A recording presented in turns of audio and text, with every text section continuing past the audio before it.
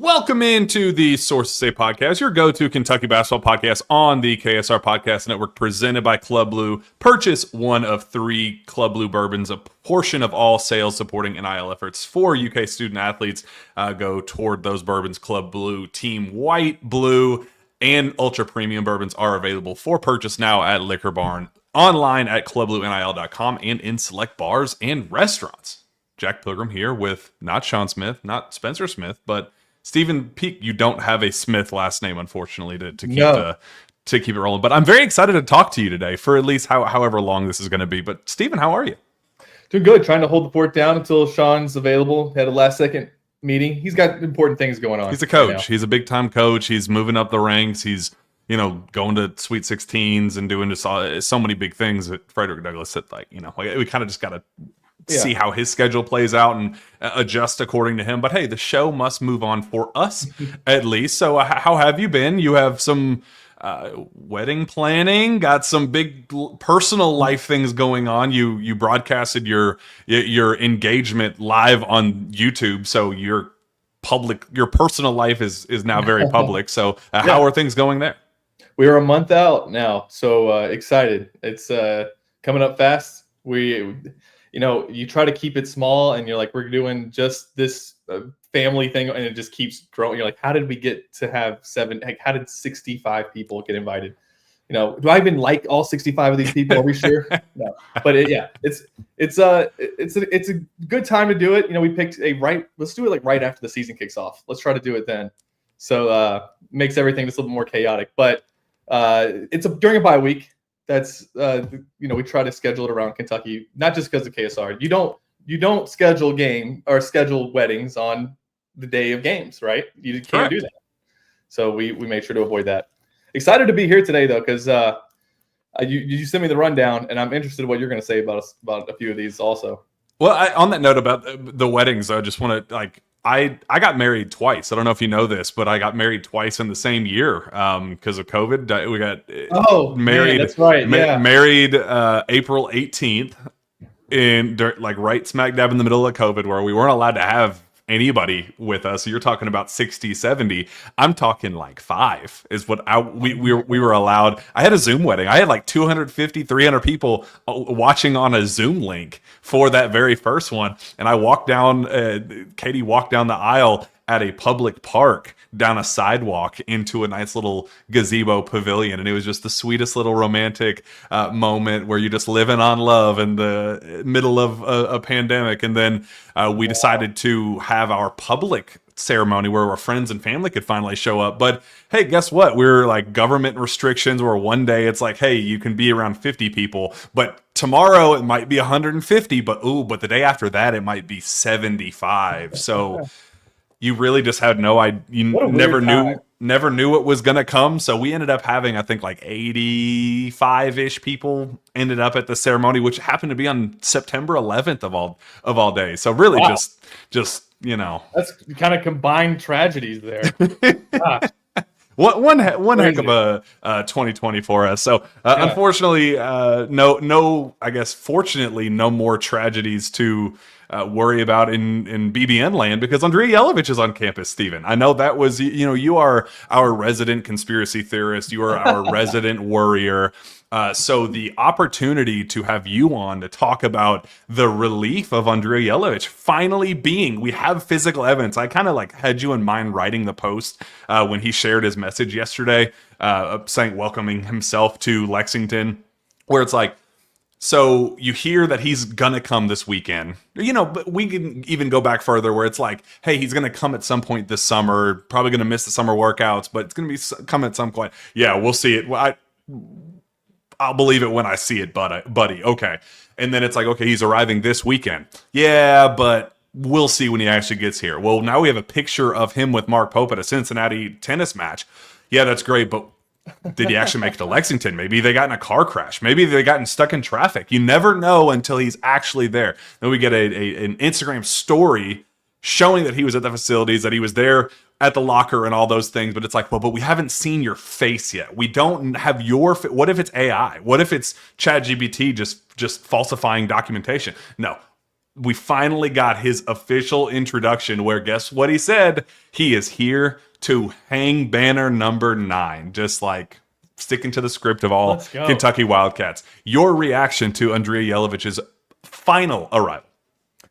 I'm really excited for this player, and we have a breakdown of him on our YouTube channel here. Watch it after Sources Say if you want to.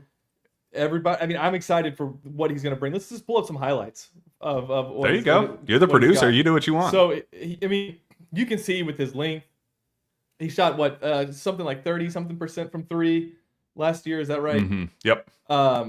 For the Mega BMAX, whatever the team is, he's 48.5% from the field, 30.5% from 3, and 70% from the free throw line.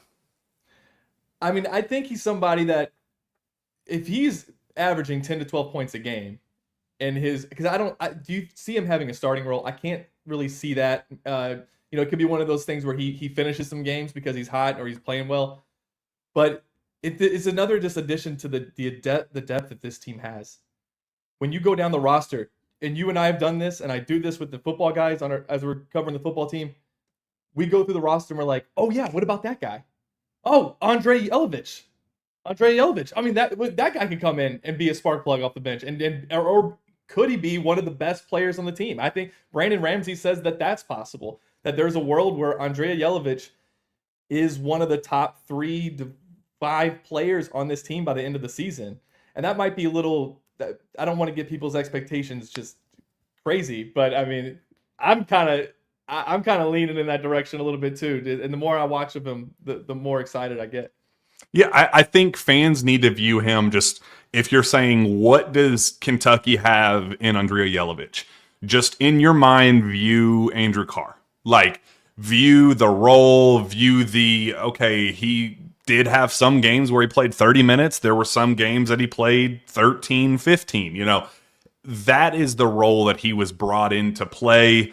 That's the value that Mark Pope put on this edition and kind of prioritizing him, working in silence. Because look, being at some of these recruiting events and, being around other coaches, you talk to guys that recruited these guys, exploring the international route. Like, I mean, it's funny when you recruit at in the United States, it's such a select kind of group of players. It's thousands in the portal, but you kind of have all the film in the world. You know exactly what you're getting from these guys because they play D1 basketball. When you have international players where they come from, Russia, Estonia, Slovenia, like just go down the list, they come from everywhere of all shapes and sizes and levels of competition. It's funny talking to other coaches about like, well, yeah, we kind of know that this guy is a diamond in the rough. We kind of know that he's a year away from being a year away. When you talk to people about Andrija Jelavic, they talked about him as a plug and play starter at the 4, where whoever was recruiting him, wherever he was going to end up. People that were recruiting Jelavic said, I'm here to tell you, because I use Big Z as the example. It said, okay, give me we're going to set the baseline with Big Z. Is he better, worse, more advanced, going to take longer to adapt, dealing with the food and all the hurdles that come with being an international kid? Just that's the baseline. Should my expectations be higher or lower? Every single person I talked to said absolutely higher. Yes, Big Z had the higher highs, but Andrija Jelavic is so polished and he's so poised and he plays, again, like the way you viewed Andrew Carr as this savvy veteran. It's very similar. High basketball IQ, polished big, that I really think he's an inside-out threat. He's versatile. He's going to be able to knock down shots. He's a high-level playmaker, has great court vision, just does like that. Like, that is an SEC move that he'll be able to execute against SEC competition. But he also has the transition stuff that you love with Z. He has the shot-making stuff that you love with Z. He's just a much more polished version, and not perfect. He's going to take some time. But when you think of role, Steven, think of Andrew Carr as some type of comparison going into this upcoming season. I like that comparison a lot, actually. And I know Brandon said that the way he described him was he was made in a lab to play for Mark Pope. Do you kind of see it the same way? Yeah, because, I mean, we saw it. We saw the Amari Williams. it's such a novelty to be able to truly run your offense through a big and say, you know, it really doesn't matter who's your starting point guard, because the offense starts and ends with the big, not ends, but they are the playmakers. They are the initiators to kind of get you into your set. And that's what this guy is to a T. And you know, when you look at the front court and try to look through the options and who's gonna fit in where, you know, he just feels like a really safe bet, knowing what we know about him, the level of competition. You know, like that's the thing to monitor. He played really, really high level basketball. Big Z was kind of all over the place, played a couple of games against high level, but really the bulk of his production came in some of the lower leagues, where Jelavic, I mean, but all he's known is high-level basketball as a 21-year-old incoming freshman. I just really, really think that it's going to be a minute. I do not think he's going to start from day one, and I think that's the value of having a Mo Diabate, who is a Final Four caliber role player at absolute bare minimum. But I think you're going to be able to throw him in at the 4. My money is on him starting at the 4 going into March Madness. That's my hot take. Maybe it's not even a hot take, but I think it's going to be him, and I think it's going to be Jayden Quaintance, the two guys that we haven't even seen on the practice floor for Kentucky. I think that's going to be your starting 4 and 5 going into March Madness. And if that plays out, that is kind of crazy. I mean, you have, you know, 2 of your top 5 players. We haven't even seen them yet in any capacity, and people are already pretty high on this team. And again, you know, you look at his ability there just to be able to stretch the floor. Another guy that's going to create some gravity out there. As we got a little commercial here. That's great. But another guy that's able to. They are not paying sponsors. Get them off my screen. Just, I mean, when he's out on the floor, you can really see a lineup where 1 through 5, you got to go out and guard every single Kentucky player, because you mentioned Mo Diabate, and I know that it was in low volume, but what was he shooting? Something crazy, like near 50% from 3, 12 to 26? On horrific volume, but yes, he was efficient in the shot attempts. I think it was less than 33s for the season, but 12 of them went in, and I know like you don't want him taking a bunch of them, but again, you didn't really have that when Amari Williams was on the floor last year. You're talking about Brandon Garrison as a guy who like to see his shooting improve just a little bit. But with Jelavic, I think somebody brought this up too. The 3-point line is a little bit closer in college than it is when they play over in Europe. So you might see a bump just because of that in his 3-point shooting percentage. But then another bump, because everything I'm hearing from Pope coming out of these summer workouts has been everybody is shooting the ball better than they were the previous season. And you add Jelavic to that, and you get a 36, 37% 3-point shooting Jelavic. I mean, dude, how do you keep him off the floor? Yeah, it opens the door for not necessarily shot heavy, shot efficient lineups that because he is kind of an icing on the cake shooter, that he is a plus on that end, where like Andrew Carr was capable, but I never found myself relying on his shot making. I think his was kind of like if he was feeling it one day, and he did. He had a couple of games where he, you know, hit a couple of them, and that was really just kind of turning points of games. When he was hitting a couple, you knew that Kentucky was going to have a good day. But it allows you to have a Mo Diabate, slide him up to the 3 even, where you're kind of sacrificing some of the shot making that you could get from a Trent Noah or a Cam Williams or something of the sort in favor of the defense, in favor of the physicality and the experience, because you are getting the skill and the savvy play from your 4 spot with Jelavic. So just the versatility, man, it's just such a valuable thing to add to the floor. And it's really, I think that's the thing that gets me most giddy about this team. When you just talk about, you know, having Spencer on last week was so fun, because we could talk about name your shooting lineup, name your defensive lineup, and every single one you kind of felt confident winning games. Like they were winning lineups. It wasn't like, okay, let's just dream big about the shooting lineup and knowing that we'd probably lose 95 to 80, but at least we'd have a fun time doing it. No, you felt pretty good that's a group that could win you basketball games. But you also feel the same way about the all defensive lineup or the big size lineup where you can slide Diabate up and Brandon Garrison at the 4 and Jaden Quaintance at the 5. However you want to do it, there's just so much to work with the because you have so many options and so much depth, and they all give you a little bit of something different, Steve. And I like too. I mean, this is a 6'11" guy who can run the floor, and I think with Jalen Lowe running the offense, I think you're going to see this team speed up and want to get out and run. He's good at rim running. He has great, from what I've seen other people say, is that he's got a great ability to read the floor. He kind of is very aware spatially.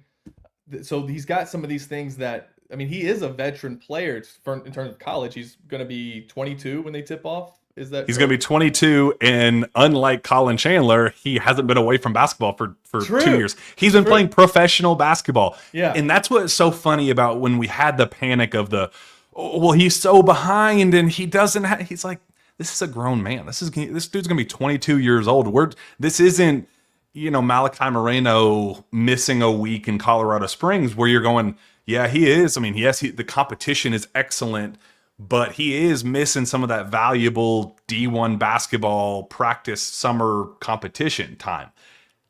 That's not really the case with Jelavic. His floor is so much higher given the experience, and his season, again, he's been playing since like late May, professionally since like late May. So even the returning talent that their seasons ended in early to mid March, best case scenario, Denzel Aberdeen beginning of April, he's a whole month later in terms of when he was playing competitive high level basketball while everybody else was on spring break or early summer break, whatever you want to call that period from April to early June before move in. So the Jelavic, he's behind because it's of the learning curve of Pope and the system and eating fried food and just random United States stuff. But in terms of like competition, there's not a single concern about Jelavic whatsoever.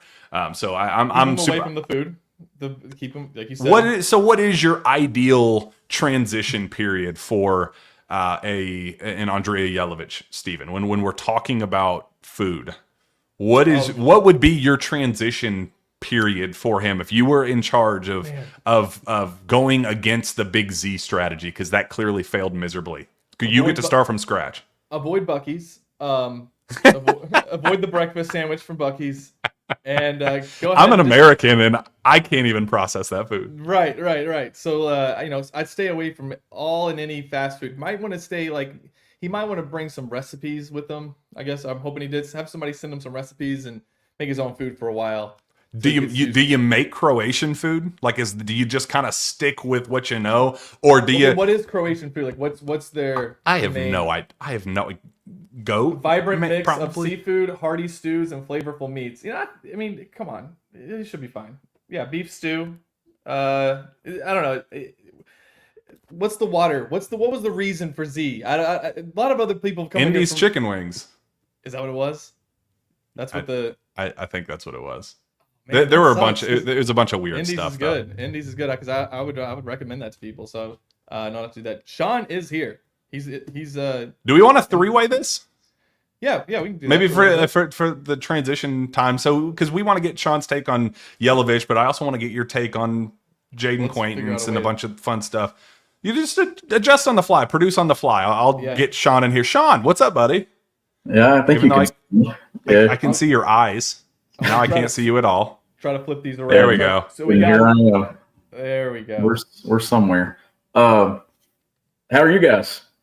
We're very excited for Andrija Jelavic. Are you excited for Andrija Jelavic? I think we all are excited for Andrija Jelavic. It's one of those things where you went through the summer and you keep waiting, and it's like, when's this piece gonna be on campus? And then you see him with Mark Pope, and now he's arrived. And I think that some anxiety and some things that maybe BBN had about him arriving and being here, obviously that's settled, and now you just kind of take that next step forward to getting him on the floor and getting everything and acclimated and ready to roll. So, Stephen, Sean didn't get to hear any of our conversation about Jelavic, so this is totally off the cuff. But You said what? You said heard Bucky's. Okay, so you missed the nuts and bolts of like what our actual expectations are for Jelavic. So we get your raw, real reaction to this in real time. I'm excited for this.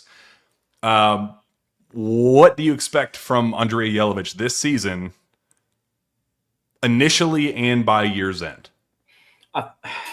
Initially, I think all depends on how quickly that acclimation to Kentucky happens, right? Like over the course of the next couple of months. And I think you're getting a skilled guy that's going to change the way Kentucky plays on both ends of the floor, that can do some versatile things for you offensively that just makes you look different when he's out there. And I think it's a piece that maybe starting out, I know that he obviously has the upside and the talent that he could earn a spot in the starting lineup, Jack, at some point throughout the season. Yes. I think all I wanted to hear. Yes. I think early on that transition's maybe going to be slow and steady because Mark Pope's not going to want to just throw everything at him, because you do have the veterans on this roster that can kind of wear that for him.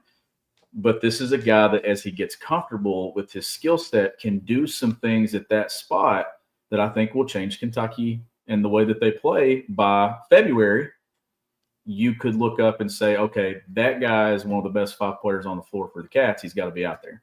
And if that happens, then that progression of whoever was playing over him at the beginning of the year obviously got those reps and that experience, that I think that you obviously get deeper and deeper as you go, which one of your better players might not be what they're going to be in October, November, but the outcome could be really, really good for you if it pays off. Love it. I love when Sean agrees with me on something and he has no idea that he's agreeing with me in real time. I did not hear you. I was not in here. I love it.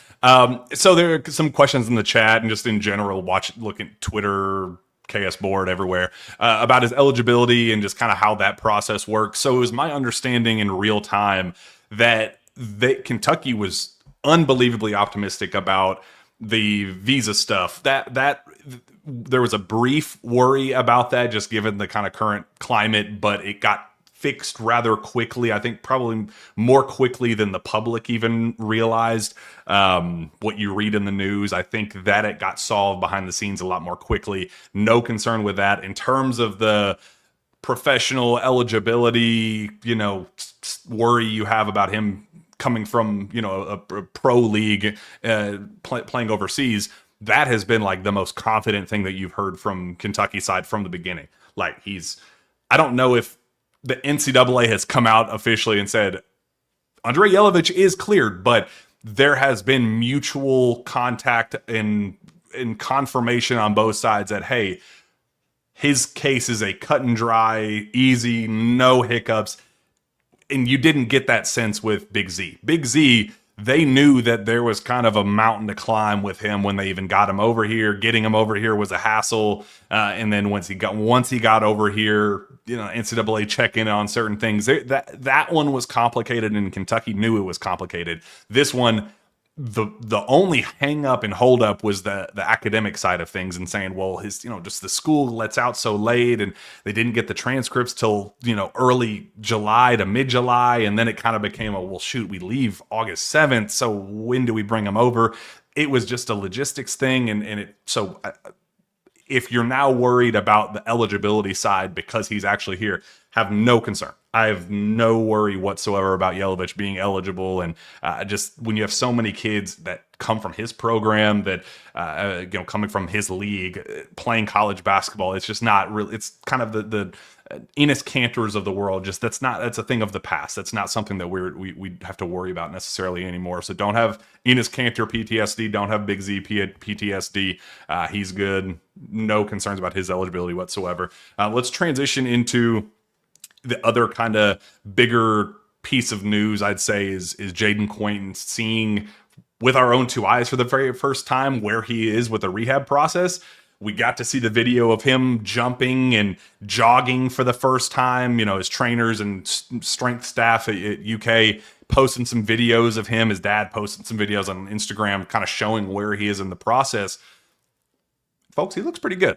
Not gonna lie, I enjoyed seeing with my own two eyes. I've been hearing awesome stuff, but again, kind of what we were talking about to start the show with Jelavic, until I see it, with my own two eyes, you can never be so sure. So, Steven, get your reaction first. What was your seeing Jayden Quaintance running and jumping with your own two eyes, knowing that he's just however many months removed from ACL surgery?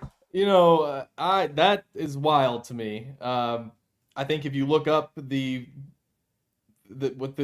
expected time of somebody should be out with an injury like that, especially a complete tear, it shouldn't be likely that we could even be talking about him potentially playing in November. I was listening to Coach Pope to prepare for the show. I was listening to what he said on Norlander, and he talked about JQ, and he was saying that, like, well, I don't think he's going to play in every game, but that things are going well, and that he could. And I'm like, don't you dare get me hopeful that he could be playing November 11th. Don't do it. And he's not playing that game, right, Jack? Come on. He's not playing versus Louisville. And I appreciate Matt Norlander doing this, where he said, all right, cut the BS, Pope. Is he playing? Yeah. Give me November. Can we say November? And he said, maybe-ish. And it's like, I'm cool with that. I am cool with this. If you tell me play in December, I was cool with that from the beginning. Yeah, because November-ish is December-ish. It's front end of if we're flirting with late November, that means that the ish part is the early part of December, right? Is that how you would read that, Steven?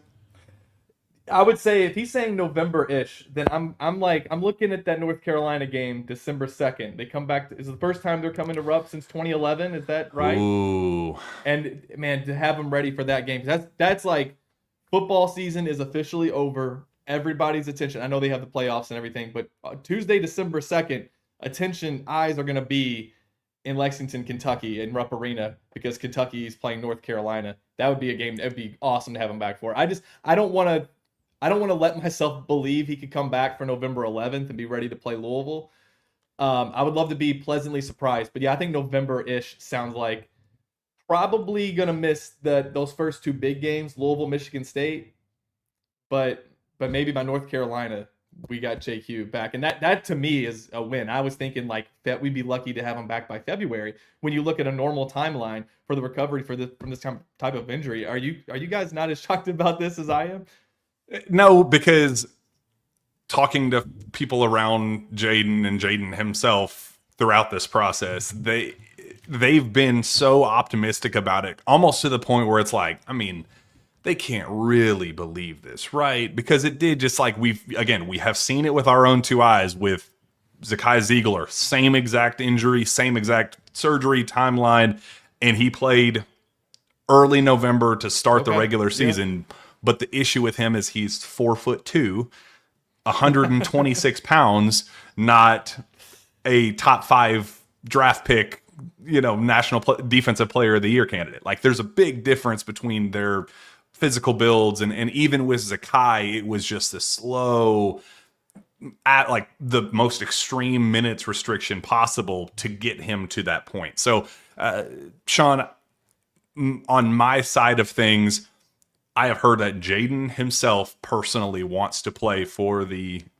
Kentucky basketball opener in early November. His goal in his mind, he's saying, I'm playing.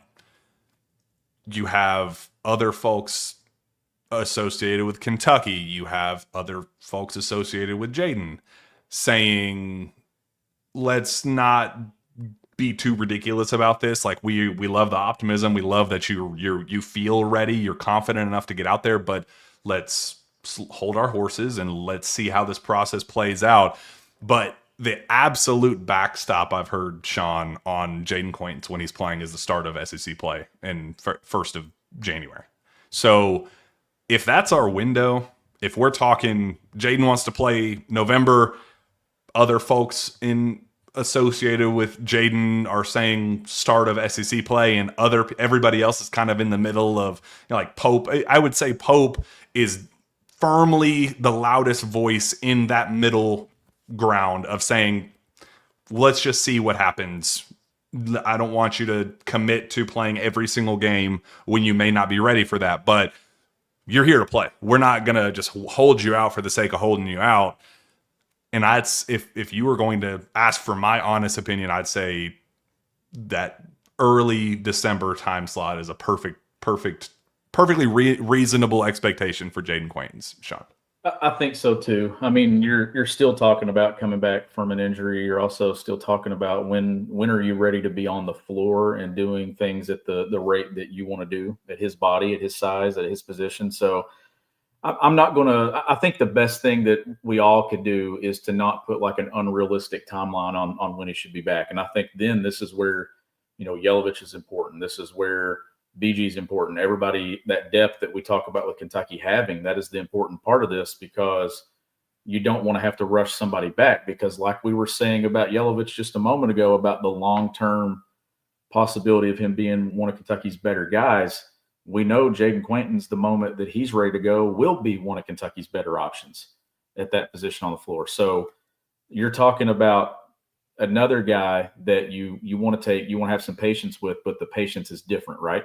It's patience coming back from an injury, where patience with Jelavic is about getting acclimated to the game and being here. So I'm with you. My realistic expectation would be closer to league play, and that's where I want to see him peaking anyhow. But if you get him back a game or two sooner or sometime in December, then you're going to take it and run with it. But if not, I don't think it's the end of the world if it ends up being league play before you really see Jaden Quaintance on the floor able to do what we want him to do. Stephen, you as our irrationally emotional resident Kentucky fan, Fair. Yeah. I would just say expect start of SEC play January. Just in your mind when the season begins, say he's going to play to start SEC play in January, and then just be happy. Just be excited when we get that moment. Like, do you remember the when we heard day of the game of the Georgia game that Big Z was going to get cleared, and it was just like, oh my God, it's like Christmas morning. We get to get excited for Big Z. Have that reaction. Like, don't piss yourself off by season opener rolls around. We get the inevitable update from Mark Pope. Yeah, sorry, Jaden's just not going to be ready quite yet. He's getting close. He's doing such great things. He's really ramping up the 5-on-5, and God, he's doing just some beautiful, extravagant, stupendous things on the floor. And we're just so grateful that he's as close as he is, but just not close enough quite yet. Don't let that moment piss you off, because it's going to come. And I'll be sad. just be ready for it, and just be like, oh, well, we weren't expecting him to be there anyway. We're not even expecting him until the beginning of January. And then when we do get that moment in first week of December, we can go, oh my gosh, let's do this thing. I'm expecting to see it be Brandon Garrison as the guy who's going to be dunking all over Louisville in the Yum Center, or Malachi Moreno, and JQ. I'm fully expecting him to miss all of November. I have not, like I said, I haven't talked myself into November. I'm starting to talk myself into December. So you're right. I need to take a step back, get ready for January. JQ in January. I can't wait. It's going to be so much fun. What's that first game in January? That's first SEC game. Alabama. At Alabama. Yeah, that's a good day to start JQ. I don't think anybody's going to top that Big Z debut. I don't know that anybody's had a better mid-season debut in Kentucky history, or ever will again, than Big Z. There's no way. That was just a magical moment I remember just looking around going, is this really happening when he hit his 4-3? Like, there's no way. It's crazy. So JQ could even do a third of that on his debut. Because man, when they get him, and if he's the player that we think he's going to be, and I mean by that, what I mean by that is that he stays healthy. That's where Kentucky fans can dream, right? Like, we can start not making plans for Indy, but we're going to start looking into some places by January. I feel like he's the Final Four guy. Like, I think so. Here's the beauty, and I want to get Sean's take, because we had Spencer on last week, talking about the kind of the post-summer recap, kind of getting out of the 8 weeks. What did we learn? What did we not get to see? What questions do we still have? All those things. I think the beauty of all of this is that all of the high floor guys are on campus. Your Mo Diabates, your Denzel Aberdeens, your Otega Owais, the guys that you know exactly what they're going to bring to the table. Yeah, you get a Jasper Johnson who could be kind of that X factor, explode for 30 points on any given night type of guy. What do you have in Cam Williams? Some of those question marks necessarily, but like the bulk of it, you know exactly what you got in Mo and Denzel and Ortega and, you know, Trent Noah to some extent. He's shooting really well and those sorts of things. But Shawn, your kind of post summer reaction of the unknown. I guess what I was trying to say with the unknowns are Jelavic and Jayden Quaintance. Those are the ceiling guys. They are the Final Four difference maker. Right now, the team that we have already is a Sweet 16 assembled group already in Lexington. The guys that we're waiting on are the difference between the Final Four. So your post summer reaction, Shawn, knowing what you know and what you've heard coming out of those 8 weeks. I mean, obviously, I think you're in a position where I think you should feel the best you felt of the Mark Pope era to this point, which is it's not much, right? Because we're talking about one season and then leading up to this one. But I think you feel significantly different than what you felt this time last year, just because and you had unknowns last year because it was an entirely new roster of guys we hadn't seen. But the unknowns now are guys that like Jaden Quaintance that you know is just an unbelievable talent at his position, Jack. At some point when he's healthy and out there, you know the impact he's going to be able to make. So when you look at what they went through this summer and obviously the things that we heard about, you know, point guard play and how Jalen Lowe was performing, obviously, you know, Ortega Oweh, you know, Colin Chandler obviously missed some time, but we know what we saw out of Colin Chandler late. You're going to get that sophomore jump, I think, from him. Mm-hmm. So there's just a lot more concrete that I believe in going into this year than I believed going into last year. Like, do you remember the discussion we had last summer? We were wondering if Kobe Bryant was going to be left out of the mix leading into the season because we just didn't know availability-wise, coming off of the injuries, what Kentucky had. Who is that guy on this roster that maybe we're underselling just a little bit that we know can do some things, but is going to possibly play his way into an NBA draft pick because that's what he did? Is there a guy that we're not talking about? So I think overall, like I said, the things that I'm concrete and know, I have a lot of confidence in, but the two question marks are upside question marks that I don't really have any concerns of once they're available and ready to roll. I think they're going to make this team instantly better, mixed in with the veteran leadership that they're going to have right off the bat from day one. Steven, do you have any worries coming out of the summer? Was there anything that you heard or saw that left you going, uh-oh, don't love the way Pope worded that, or, you know, intel coming out of camp, whatever that was? No, I think that there was the worry going in was 3-point shooting, and this team probably won't shoot 33s per game as Pope wanted to do last season because they won't have to. But they'll still, I hope they still shoot mid-20s per game, which is actually about where they were at last season. Because I think there's a lot of really good shooters, but they don't have a great shooter.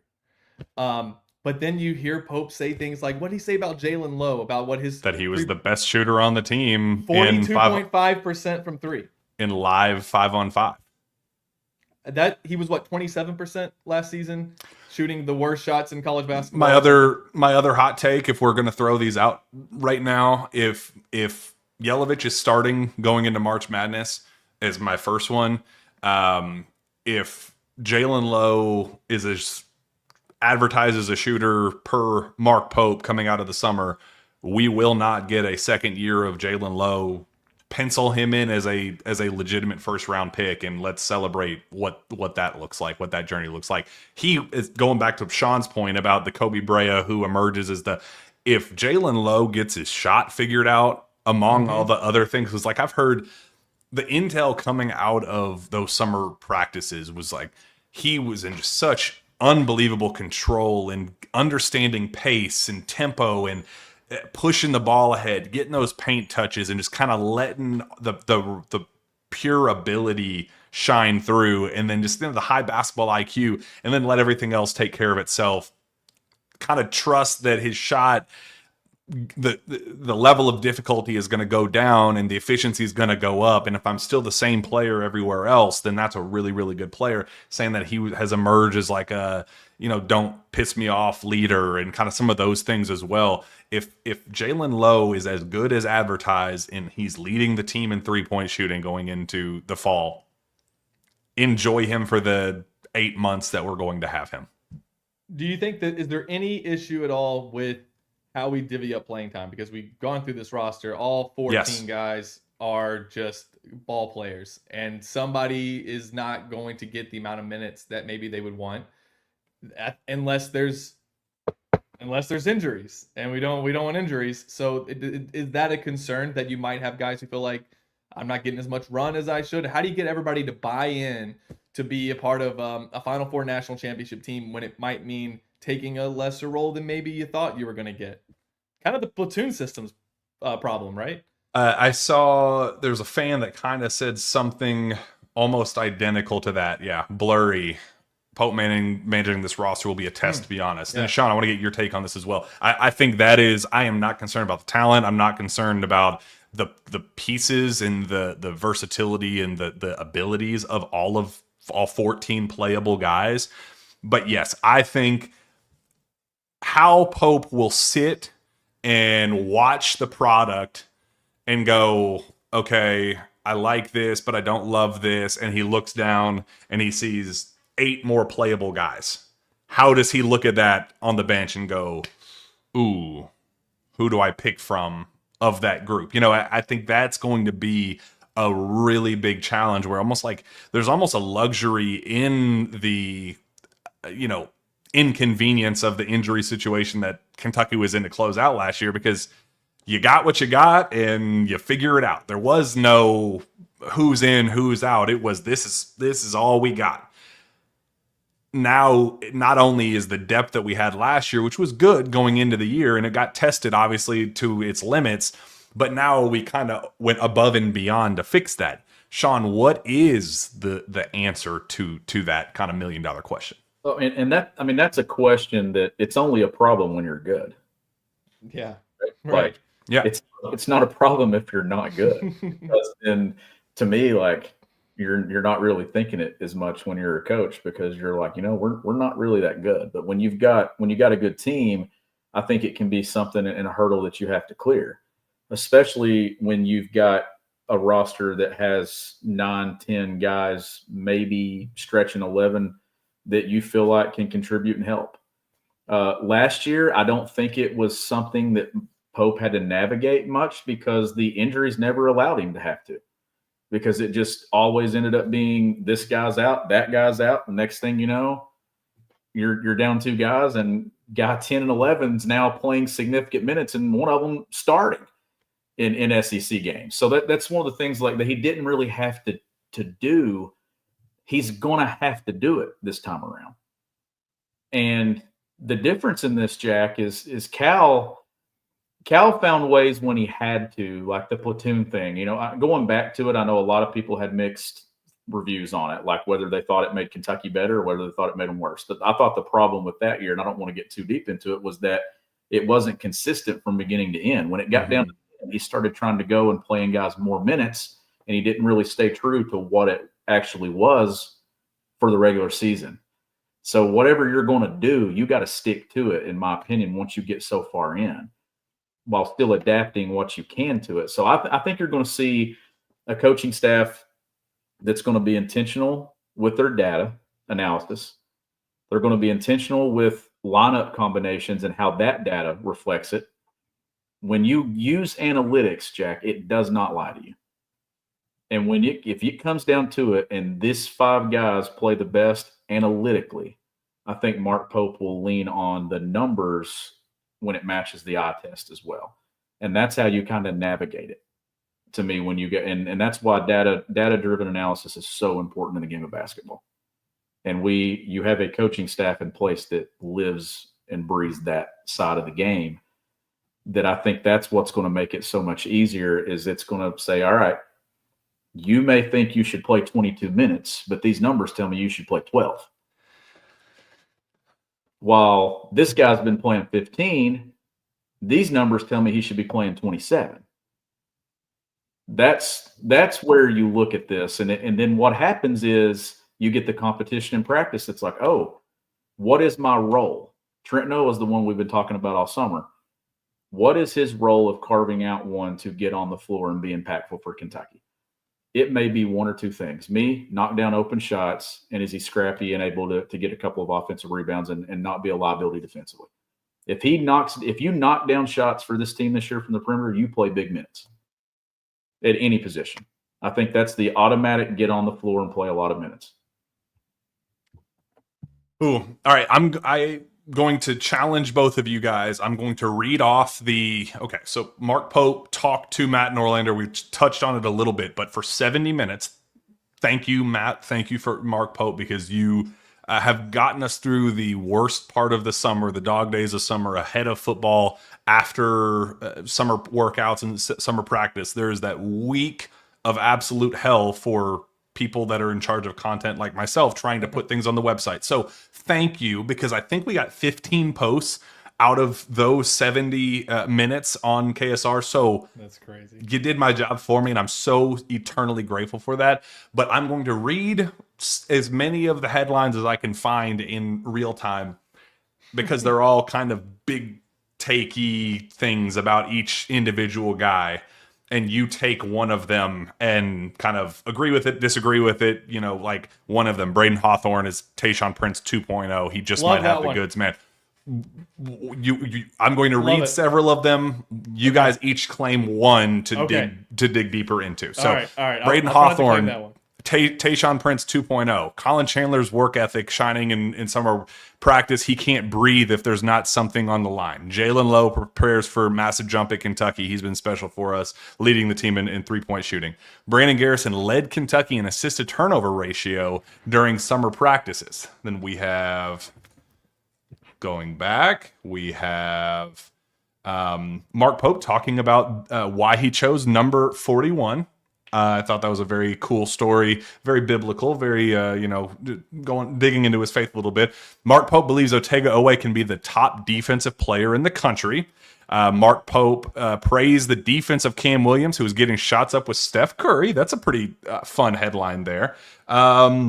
And then I like the Trent Noah one, saying that he was a quote disaster, which there were some Kentucky fans that did not understand what a quote meant when I posted that on Facebook, and that was kind of frustrating because they thought that I was calling Trent Noah a disaster, and I was not. That was a direct quote from the head coach of the school, but said he is now the most veteran seasoned voice on the floor. And then he graded his first season as head coach, and said that it was a B or B minus. So, in fact, now I'm going to challenge both of you guys. You guys both got to take two, because Stephen, I know you're going to take Tayshaun. So take Tayshaun, but you also have to dig into another part of that interview. I'm going to I'll take his grade. That's where I'll go first, is giving himself a B minus, and this is correct, by the way, Blurry. Thank you. I like it because you don't give yourself an A unless you do what? Win it all. We gave him an A. I remember us sitting on this show back in March, or it might have actually been April, because we ended up, waiting a week or so before we kind of put our thoughts on the season. But I gave him an A just because of how he navigated what I thought 15 years ago was going to be one of the toughest transitions in all of sports. Was John Calipari out the door and somebody else coming in, because at the time there wasn't a transfer portal. And we knew that every year the roster was going to be gutted and the cupboard was going to be bare. So, and it happened, right? Like, that was actually what happened, but a transfer portal made it easier and able to kind of, soften and lessen the blow. But I think he's right, but not winning a national championship, you can't give yourself an A at Kentucky. Could you imagine if he just went out there and just said, "Oh, A+"? Can you imagine the job that I did? Could anybody else do what I did? We tied an all-time college basketball record for top 15 wins. Are you kidding me? There has never been a bigger A. No, call us basketball bennies. And I think, honestly, for himself, I think he needed to give himself a B+. Like not even just a B minus. I think he needed a B plus for what he like. Obviously, we've given him an A, but for himself, if that's his B minus, with all the AP top 25, top 15 wins that he had, and you beat Duke in your first big game as the head coach at Kentucky, and you sweep Tennessee in the regular season, you beat the national champion on the Rupp Arena floor, like with a roster that we know is probably going to be one of his least talented ones that he's ever going to have in his tenure. It should be his least talented one. Yeah. Giving yourself a B minus tells me that the man's A and A plus is probably going to be damn good if that's what he gave himself. And honestly, Jack, I'm actually happy that he didn't go harder on himself. I think I'm sure he kind of thought in his head, oh, it was an F because if you don't win a national championship, you failed. It's like, okay, we know you're Mr. Hyperbole, but let's not be ridiculous. Like, let's be fair. I think that was a perfect self-evaluation, even if I disagree with him. It was in that sweet spot, right? Like where it's not too extreme that people could say, nah, you're thinking you overperformed what you're actually you didn't perform to that level, or no, you didn't perform this poorly. It was kind of in that in between where I feel like he probably feels like they left a lot in the tank by not being able to be fully healthy. But at the same time, I think in the back of his mind, I bet he lays down at night thinking, you know what, we actually did a pretty good job. From where we were when I got this job to what we had to do, I think we did a good job. So I think it was a fair assessment of where he was, and I was actually glad that he didn't go too hard on himself with the review, but also left the room open for growth. And I think that's probably the most exciting thing about it, because he's going to give him at some point we're going to give him an A, and it's going to be accurate. He's going to view it the same way, and that's going to be a really good team. It's next April, baby, when we're cutting down the nets and we're all crying tears of joy on the floor of that building of hell in Indianapolis. Yeah. Steven, you're up. All right. Well, I like the Trent Noah one. Trent Noah was a disaster when he first got to Kentucky. Now he's the most veteran, seasoned voice on the floor. Now, this kind of goes with everything we've been hearing from Kentucky players throughout this offseason. How many guys have been hyping up Trent Noah and his shooting? All of them. What the hell's going on in practice? Like, Jalen Lowe said he's the best shooter I've ever seen in my life. You're like, wait, what? That's you. When you hear it, you immediately think, okay, well, that is hyperbole, right? I mean, he can't be the best shooter you've ever seen. I know not in person. I know he's what he meant. But if he's obviously making a lot of shots in practice. Do we have any numbers? Do we know any numbers? Because he's obviously hitting them at a high volume. They're saying, Malachi Moreno was even saying off camera as he was finishing up his interview, was like, seriously, he doesn't miss. Like it, and his shot is so quick, you do not, like, he just catches and shoots. Can I put the number out there that I don't know if I've said this on the show, but the number that was relayed to me about what he was hitting, I won't tell anyone, in open catch and shoot 3-point opportunities in 5-on-5. Yeah, well, what was if there was a number that existed like that, what would it be? 82%. No. No. You can't tell me. You can't just throw 82. I'm thinking 54. 80. You mean like from the field, like, or from three? That is just the number. When we get these hyperbolic quotes from all of these players of he's the best shooter I've ever seen in my life. The dude doesn't miss, all of these things.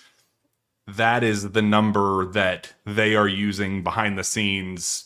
That's to back up that argument. I don't know if I haven't seen it with my own two eyes. I don't know if I believe it or not. Like, I mean, it's a ridiculously stupid number, but that is the measuring stick number. Like that's what we're talking here. If he is shooting anywhere close to that, you guys think he has to play over 10 minutes a game then? I mean, Did you say 10 minutes? At least. He might have 10 shots a game, Stephen. Yeah, I know. But it's crazy because you have all this other talent. It's like, how do you get to where this Trent Noah is playing big minutes this year without injuries.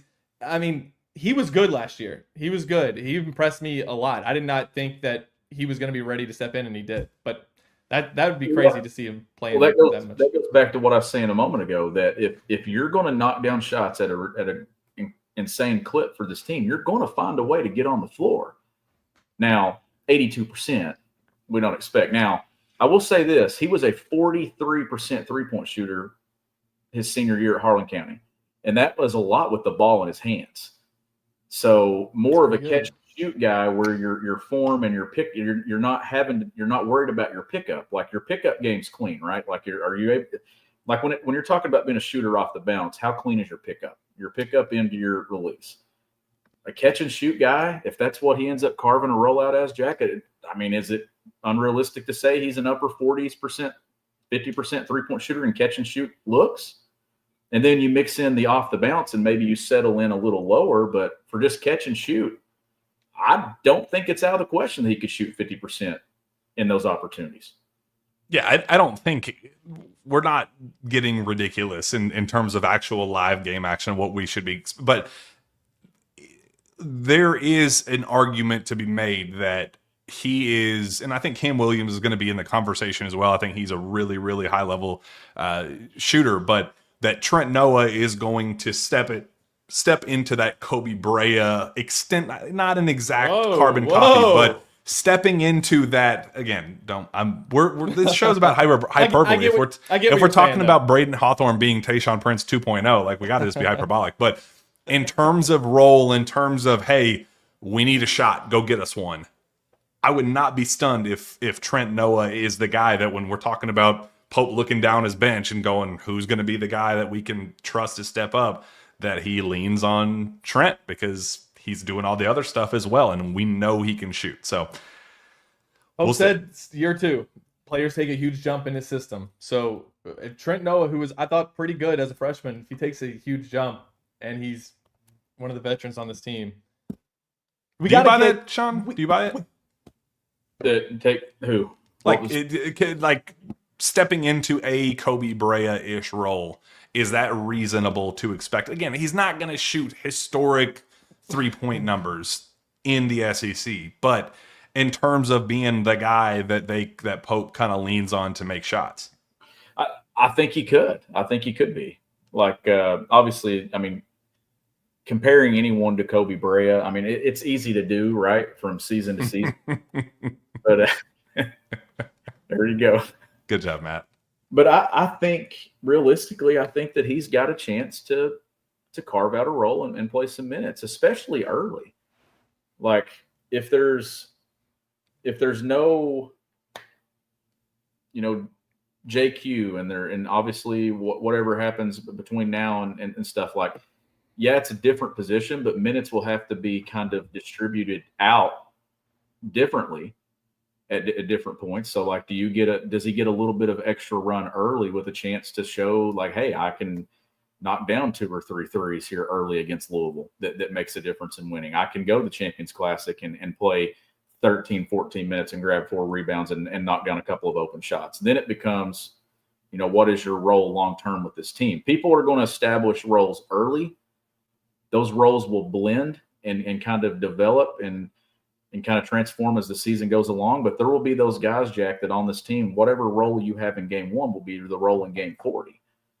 While some others will kind of have to kind of navigate the changes of the waters and then figure out what they're going to be. But Trent, I think, is, to me, it's clear cut. Make shots, be scrappy, and rebound. You do those 2 things. Scrappy is important with defending, and like that's the one thing that, if we're talking like the why he won't play 20 minutes a game, will be on the defensive end. It'll be the lateral quickness. It'll be the physical stuff that he just may or may not be able to overcome right now. I think he'll get there eventually, but it's the pace, it's the lateral quickness that could still limit him and keep him off the floor in, more than what the offensive stuff kind of suggests he could be as a 20+ minute per game guy. I agree. Steven, is it your time to shine on Braden Hawthorne? Yeah, we can do that. So Braden Hawthorne, Tayshaun Prince, that was the comparison, right? I've heard that a few times now, and we talked to him about Tayshaun during the player availability, and he had not yet seen the 5.3s yet. Like, Braden, Wait, what? how do you type in Tayshaun Prince's name and that not be one of the first videos to pop up? He said he was watching video on Tayshaun. What is the first video that pops up if it's not that? Maybe the good question. the Miller. Yeah, that has to be the only other one, right? That's a good one. I was watching that live. It's because of Tayshaun Prince. That's the first thing that pops up. It was Bill Right, Rafferty. It was Bill Rafferty that game where he was. It's the 5.3s. Drew Franklin. Was it posted it? Was it Bill Bill Rafferty that was like, he's not a prince, he's a king? Is that yes. Yeah, that's one of the got the puppy set off the bus. That's one of the greatest lines in Kentucky basketball history, in my opinion. It is. That moment of they couldn't guard anybody in the opening of that game. It was one of the ugliest starts it was ever on the defense end of the floor. You're like, is anybody not going to score? And then Chris Lang was the guy in North Carolina that kept trying to match it. But look, Braden Hawthorne, 6'8". So what was Tayshaun? 6'9", 7 foot or 7'2". Was he that tall? I think so. I think he was 6'9", 6'8", 6'9". 7 foot 6'9". I knew the wingspan. I just didn't know the height. What is Braden's wingspan? 7'3"? Think so. That's 7'2". You can see he's lanky. He's got it's the Tayshaun build. I believe Braden's a righty though, right? He shoots right-handed, correct? Anybody want to correct me on that? Braden Hawthorne, yes, he does. Yeah, okay, he shoots right-handed. I thought so. Okay, so yeah, I mean, like he's got the build of Tayshaun. Braden Hawthorne is a guy that I don't know how he's at Kentucky right now. He just seems like, what role is being promised to Braden Hawthorne? Because there are 315 other college basketball programs in America, and he goes to any of those other ones and he gets minutes. And on this team, he's like, is he number 14? Yeah. He's way over, or with Reese Potter. Reese Potter, he's way overqualified. Super overqualified for that position. I think Reese came in knowing exactly what he's like. And there have been some people that have messaged me privately going, hey, you guys haven't shown enough love to Reese Potter. I love Reese Potter. He was on the show. It has nothing to do. It's just it's the role that he knew that he signed up for, that Mark Pope pitched him. It's just an expectation of what's to come in year one. I like Reese. I think he has a role in this program. At some point, I think there's just an expectation that's not going to be this year. Braden, I know, I wouldn't. He could redshirt, but they left the door open to say, hey, if they did it to everybody, technically Reese could, earn a spot. But I think there's just a known thing that it wasn't going to be the case. With Braden, I think it was if you get there, we know you're going to get there eventually, but if you happen to get there on more quickly than expected, then yeah, we could talk. But he's definitely a year away from being a year away, and bringing that guy in to be player number 14 as a top 40 recruit in the country is, you're right, Steven, it's nuts. This feels kind of crazy. I mean, I don't know about how you feel, Sean, but I feel like a guy like Braden Hawthorne could help a lot of college teams out there.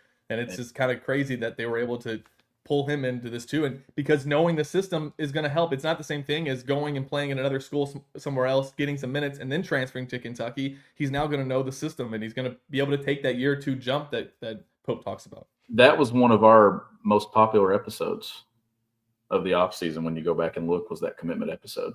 Of Hawthorne? Hawthorne. When you go back and look, I'm pretty sure it outperformed the initial commitment episode of when he announced his It did. I do remember that, actually. Yeah. It was one of those things where the buzz and the excitement about that one, I was like, man, this is a guy that realistically could be Kentucky's 12th, 13th, 14th guy. And you're still excited about the long-term piece that he projects to be. So I think it's great, right? Mark Pope wins the interview because you're going on these at this point in the summer, and you're trying to love on guys. And there are those things that you are intentional about how you say. Colin Chandler's wording was very intentional. Mm-hmm. Mm-hmm.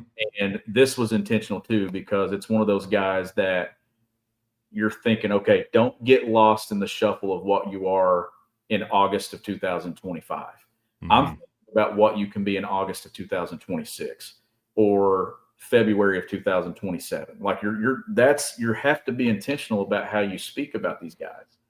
So Pope was winning one right there by just giving a little bit of love to a guy that's probably not been getting a whole lot in practices, because we know, obviously, Jack, that the guys that are ahead of them, they're winning more battles one-on-one than Braden Hawthorne is in practice, just because of the being here and being new and being young. But you got to love on those guys too. And I think Pope did an excellent job in that interview by loving on different individuals in his program, and while also, building everybody up, but also, showing that he believes that this team has a lot of really good pieces to it. You got to wrap us up with one last Pope headline from Norlander. I think the Jalen Lowe one, Mm-hmm. because that is the position that is going to drive Kentucky to number 9 or not. Ooh, yeah. Guard play has to be the end-all, be-all of what this team becomes. If you don't have point guard play in March, you're not going to win a national championship. And your point guard play, it doesn't necessarily it doesn't have to be elite scoring the basketball. I've never thought that. Marcus Teague in 2012 was not elite at scoring the basketball, but he got to a point, and obviously when you got Anthony Davis, Terrence Jones, these other guys doing their job, if you still don't have Marcus Teague as that consistent piece running the show and being the point guard from beginning to end, you're not winning a national championship in 2012. Right. Absolutely. And you got to have it. And often we've had years where we looked at this thing and I thought point guard play was a wedge and why it didn't work out. Just go back a few years ago to Kentucky's last run in the Elite Eight, where if they could have got the point guard play that Ashton Higgins was playing at early in the year, that team's going on to a Final Four and possibly win a title. But point guard play dropped off because confidence dropped. So many years you look at that. That's why I think that building up your point guard and having consistency there, that's the one spot Kentucky can't afford an injury. It's got depth and pieces that can play along beside it. I just don't think it has the depth and pieces that can lead it like he can. Yeah, I think there's a lot of truth to that. There's also a lot of truth to our friends at Roback and changing the game with Roback, a proud partner of KSR. Get the best fit and the best feel with their incredibly comfortable activewear, from polos in quarter zips to shorts in Delta Performance pants. You will look good and feel good with Roback. Use promo code KSR for 20% off your first purchase at roback.com. Also located in the heart of downtown Louisville, Angel's Envy Distillery is a must-visit destination for bourbon enthusiasts. Immerse yourself in tours, tastings, and cocktail classes that engage every sense and learn to refine your palate. Open 7 days a week. Book your experience now. Disclaimer: must be 21 and older. Please drink responsibly. Note: minors are allowed on tours. All right, let's start wrapping this thing up with massive news that came today regarding a fan favorite, one of our favorite players of all time, an all-time great in Kentucky basketball history, decides to hang up the sneakers. News that I think was probably expected, just knowing the trajectory of his career, the injuries, and just kind of where he is in life. I think it's not necessarily surprising, but it is news that kind of took me aback and had me kind of sitting there for a minute and letting it marinate and just being like, I cannot believe that John freaking Wall is no longer playing basketball, because he was the ultimate rock star to get the John Calipari era started, to prove that you can win with one and done talent. You can win with freshmen, that Kentucky can be the cool school again. There's just so much that went into John Wall getting the John Calipari era started in Lexington on the right note and off the right foot. Just it's sad. It's a very sad day. It was fun to reminisce and watch all the highlights and all those things going back to that 2009-2010 season, but it was a little sad. Very, very bittersweet day. Steven, I know you have plenty to say about one John Wall. Oh yeah, man. He brought Kentucky back. I mean, it was that whole team, and it was John Calipari, but John Wall, the Great Wall of Kentucky, Sports Illustrated cover, the John Wall dance, I mean, the John Wall shot is not being retired. I can tell you that. That'll go. I wonder how many John Wall shots John Wall has taken. But hundreds, probably.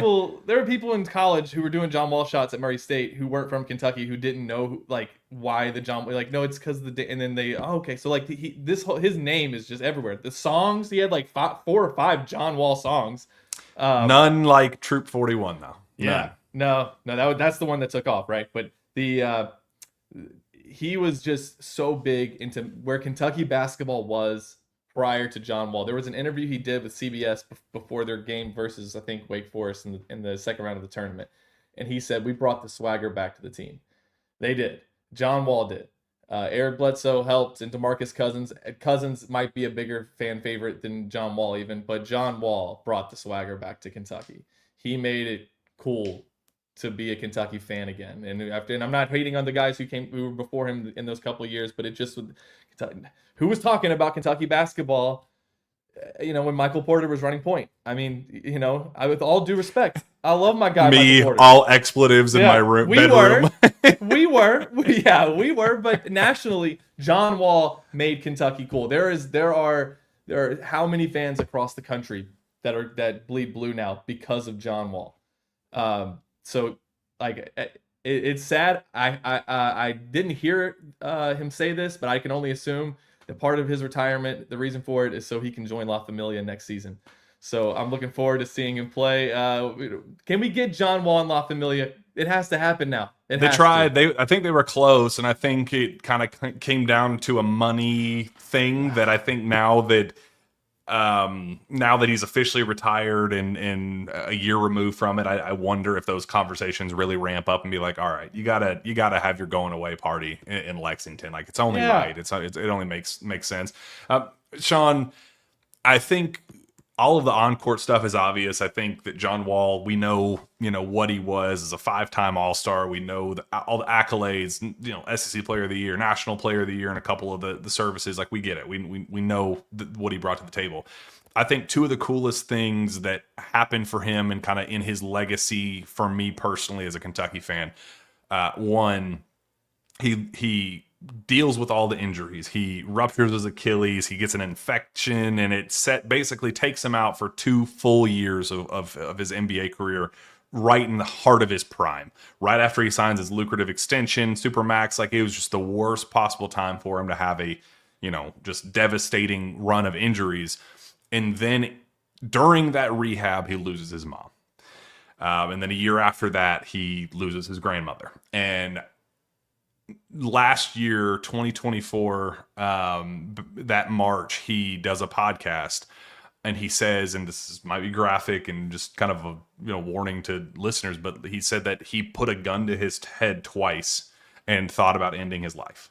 And I think about that often, thinking like, what is a world without John Wall for a Kentucky fan, for the basketball world, just the impact that he's made on the basketball world, and just kind of the low point that he hit where he thought not just once, but twice about leaving this world, but knowing that he had to stay to, kind of keep his legacy moving forward, to keep, he has 2 young boys, and just the, having more to live for. But like, he got to a point in his life where he's the rock star. He is just this larger than life human being, and earns a platform from that, and then decides to use that platform to say something as vulnerable as, hey, I almost killed myself. Like, that is just such a powerful thing that, that's just a John Wall. Like, that only John Wall could send a message that powerful, in my opinion. I thought that was just a really just awesome thing that he did. I hate that he went through it, and I'm so glad that he went to therapy and overcame those thoughts and got out of that dark space. It sounds like things are going great for him, but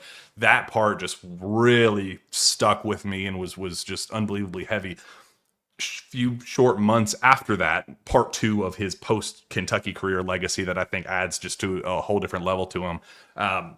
The John Calipari loses to Oakland. We got to fire him. Well, you can't fire a Hall of Famer. You don't know what you're signing up for if you run off a Hall of Famer. You get DeMarcus Cousins and Rajon Rondo arguing on podcasts saying that if John Calipari leaves, then Kentucky is going to go back to the Billy Gillispie days, and Rajon Rondo saying, you don't know what elite Kentucky basketball looks like, because I was a part of that. You know, it turned into this civil war of Kentucky fans about Coach Cal versus BBN.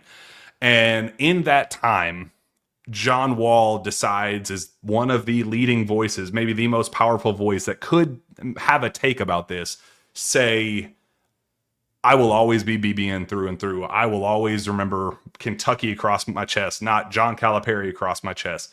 That I am a Kentucky Wildcat, and I will always be a Kentucky Wildcat, but I will also always support my former coach, and I wish him nothing but the best. The first real kind of important voice, I think, Shawn, to make a statement that it was like, hey, we don't necessarily have to pick sides. There's not a winner and a loser here. Cal had to do what was best for him and his future and his family, while Kentucky is doing what's best. And he wraps his arm around Mark Pope and says, hey, I'm here for you with your journey as well. I thought that was such just an overwhelmingly positive moment for BBN, that I think on top of the Rick Pitino stuff when Pope got hired initially, but there was something about John Wall going up, and I was watching in Indianapolis, introducing himself to Mark Pope and saying, hey, get my information. Let's make sure we keep this relationship moving. Back in July, he posted new Kentucky gear that he got from Mark Pope, and keeping that relationship moving and, you know, progressive. I just think those two things are so important for John Wall's legacy, that extends so much more beyond the John Wall dance and all those things. But just one of my all-time favorites. One of the reasons why I am as big of a diehard Kentucky fan as I am today, Shawn. I'm sure you have something similar about his legacy. Global icon is what he turned into, not just the Kentucky basketball icon, but he was a global icon. And I thought the timing of John Calipari, Kentucky's emergence back to the pinnacle of the sport, compared and just with one of the coolest 5-star recruits that we've ever seen. And it all happened in a matter of 10 days. Right? Like, Kentucky loses in the NIT, John Calipari's hired, John Wall's on board. And instantly, that's so crazy. Instantly, Kentucky was cool again. And I don't think we're ever going to see – this has nothing to do with what Mark Pope is going to do. Mark Pope is going to win a national championship in Lexington. I just don't know if the vibe and the cool factor of what Kentucky basketball was for 5 years. Yeah. I don't know if it will be matched again. I don't know. From just everybody, man. Like, I mean, you're talking 3 goggles to every trend. It was just national. And he was the headliner. He started it. And I mean, it gives me chills sitting here talking about it, because it makes, what it's doing is it's making me realize I'm getting old. Because you look back on it, you're like, has it really been 15, 16 years since he was a high school kid coming to Kentucky, and we're basically the same age? He quote tweeted the hoop mixtape, like the most famous hoop mixtape of all time. That was 20 years ago right now. I can still hear the music. It's ingrained, man. Ingrained. And when you hear that beat, you think John Wall. Was he the best one Cal had? No, I think he's the best of all time. I don't think there is a better hoop mixtape ever. No. And I mean, just the impact that we're talking about. Hubert Davis sat there on, it was when it was the old panel of Hubert and I think Billis and all of them and they were talking. And I remember, Hubert talking about that Kentucky's not going to return to a championship level program overnight. It's going to take time. It's going to take years and it was instant, man. Like, wow. They were undefeated going into January. And then damn Devin Downey decided to exist. Speaking of 4 2-point guards. Cal didn't lose a home game for 3 years. The North Carolina game was insane. The shiftiness and the reverse layup and everything, and then down the lane. But the game against UConn and the opening of it is still one of the chilling. Yes. I saw it on TikTok earlier this week, and I like it every time I see it. You start off with the move, and then it's the box to box drill that Kentucky does and teaches in transition under Cal, and then you get the lob back to Wall. And I'm like, man, Kentucky's cool. And I just remember everybody thought Kentucky was cool. If you hated Kentucky, you still had to say Kentucky was cool. And John Wall was the reason because of it. Absolutely. I texted somebody when Kentucky went up 12-0 in that UConn game, and I said, we'll see you in Indy. I texted a Louisville fan that. And I didn't know we were going to face freaking the future Celtics coach and not make a Crazy Joe, baby. Oh, man, it still crushes me to this day that John Wall didn't go to a Final Four, because that team, man, gosh, that team was so good. But just John Wall in particular not getting a Final Four when they were that close, it still bothers me. Like that was the team that should have won the title. That team should have went 40-0. Honestly, it's one of those seasons that if you play it over again and you play it 20 times, I bet they find a way to win it 12 or 13 of them. That's how good that team. That's how talented that team was, and it's the beauty of the tournament, right? Like it's the reason why it's the most unpredictable thing that you can see or that you can watch. Because think back to this year when Florida won it. How many times did we sit there and think this was it for Florida? That Florida wasn't winning it, and then you look up and they're national champions, even in the tournament themselves. So they got lucky; they didn't have to face Cal, Perry, not Cal, the college. And like this, I actually disagree with this take. I get what Clyde is saying, but I think that John Wall made it acceptable to cheer for both, that you could do both. That I never once thought watching John Wall or DeMarcus Cousins or Eric Bledsoe that they were only there for an 8-month pit stop before getting to the NBA. Not once did I ever think that John Wall wasn't here for the right reasons. But I also knew that he embraced the superstardom and the rock star status that he was, that those two things can work together. And that's why John Calipari at his peak, those first 5 years were as magical as they were, because you got to overlap the individual success with the team success, that you thought that it was a mutual relationship between individual players wanting to reach their NBA dreams, but also getting to the Final Fours and winning, hanging banners and having tangible trophies to celebrate while we then get to go cheer for them in the NBA. It never felt, and I think that's where the disconnect started. Maybe it was COVID, whatever, but that last half decade truly felt like it wasn't about that anymore. That it was about guys, just the Shaden Sharps, just showing up to, I have no choice. I have to be sitting somewhere, so I might as well be sitting here before I enter the draft. I never got that vibe with those first several teams, especially. But John Wall, I think, embodied that. Hey, we can do both, and it's okay to do both. I agree. Yeah, it's super cool, man. I'm telling you, like, I don't know if anyone's going to move the needle again the way he did here. It's just someone will come along, I'm sure, in the game, but like it was at a time where Kentucky fans craved success. Like they were hungry for it. And here comes the guy that's just basically, you say, get on, grab onto my coattails and grab onto my cape and ushered in an era that was just dominant, like dominant on social media, dominant on the court, dominant in PR. Like it didn't matter what it was. And then it was like a big blue tidal wave, man. Just like here it comes. And John Wall was at the front of it. So today's a little sad. Mm-hmm. Sad because it only ended up being an 11-year playing career.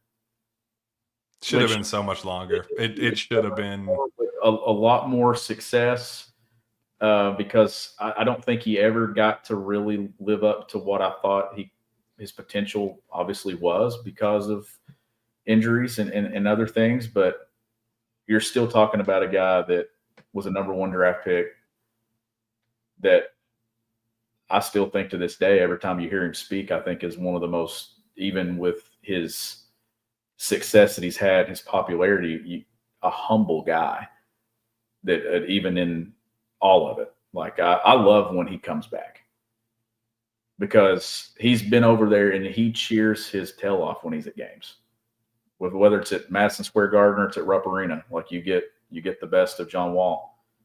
And how about him sobbing at his UK Athletics Hall of Fame induction? You know, the guy that got 9 months here, right? So many people they become part of the UK Athletics family, and you know it would be so easy for him to not even show up for the ceremony. Like he could just do a video or something and be like, "Hey, thanks for the honor, appreciate you guys. I'm gonna go back." That was the year his lone year as an All NBA player playing in the league. He decides to come back. Not only does he decide to come back, but he has that emotion, powerful moment where he's just sobbing, talking about his mom's sacrifices and how, that she didn't pay light bills so she could pay for AAU tournaments for John Wall to become John Wall. And then she passes away 2 years later. Like that is like such a heavy, heartbreaking story, but also so powerful that John Wall was willing to do that at, the UK Athletics Hall of Fame. So you're right, Sean. He is he's different. John Wall is one of one. There will never be another John Wall. For the cool factor, for the impact on the program, both on and off the floor, he's one of one, and very, very ironic that he wore 1-1. I think it's very very John Wall. So love him. I will figure out a way to get him on this show. We're gonna talk to John Wall. We're gonna have him on, and we're gonna say all this stuff to his face. So if anybody watching this is associated with John Wall, please where to find me. I would love to have Clyde John was on. 3 feet away from him once, so if we can get Clyde to if Clyde, you get that close again. Sources say. We will figure it out. We submitted some cool requests for guests coming up as we inch closer to basketball season that I think fans will definitely appreciate, and kind of dig deeper into this basketball program. And I think it's gonna be fun. We got a nice little run coming up. But Steven, this was a nice little surprise. I've missed having you on. This is always a fun little treat and a nice little appetizer before we got Sean on to kind of do this 3-way panel thing. So I really enjoyed having you on. It's always an honor to be on the most watched college basketball podcast on YouTube. I don't know if people know that, but I'm looking into the numbers. That's what it says. That's what the numbers are telling me. Hey, numbers don't lie. Check the scoreboard, baby. You can find me on Twitter at Jack Pilgrim KSR. Go subscribe to KS Board. A lot of the intel, all the stuff that we talked about on this show, it's been there. You can find it there. Subscribers can go find it there. So appreciate everybody that does that. Steven, where can fans find your work outside of this YouTube channel that is your job? Yeah, right there behind that Sources Say sign at Stephen Peak KSR on the Twitter X. And Sean, if you want to attempt it without it being popped up on the Sean screen. I think it's there it is _Coach S Smith. There he is. I'm not seeing it at all, but hey, I trust your judgment. I appreciate each and every one of you for tuning in. I know it was a late one, but hey, we had a lot of fun reminiscing. So I appreciate. What was that? It's the big banner there. Oh, I'm looking at your Shawn Smith name, and I'm like, what are you talking about, you psychopath? All right, we'll go ahead and get out of here. We will see you next time for the Jam Pack episode of Sources Say. We'll see you then.